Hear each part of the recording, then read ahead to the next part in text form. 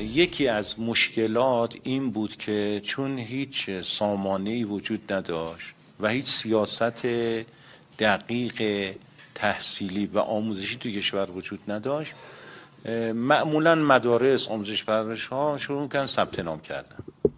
ما امسال که کنترل کردیم حدود 70% اینا مجوزهای قانونی در سالهای گذشته گرفتن و ثبت نام کردن. حدود 30% اینا نیست، سلیقه بوده، میرفته توی روستا، مدیر مدرسه حالا یا اطلاع داشته یا نداشته ثبت نام میکرد. خود این ثبت نام وقتی صورت میگرفت و فرد غیر قانونی وارد کشور شده بود، منطقی ای بود که میمدن وسط سال میخوان اینو بیرونش کنن، امکان نداره. خب حالا این خودش باز مشکل نیست، پدرش هست، مادرش هست، باز این پدر مادر مشکل نیست یا مشکل کمیه.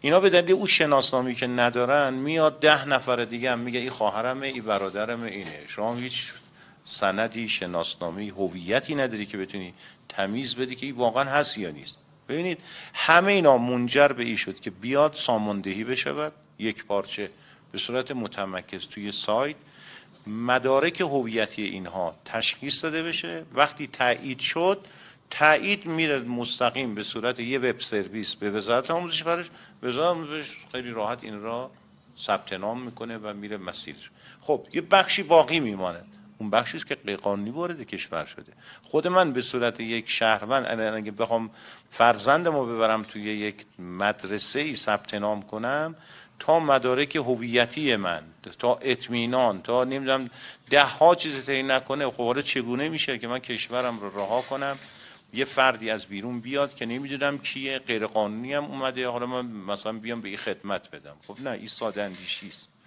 روی اساس این سامانه طراحی شد و یکی از اتفاقات خوب و مهمی که افتاد، ساماندهی خیلی خوبی تو بحث دانش آموزان اتفاق افتاد.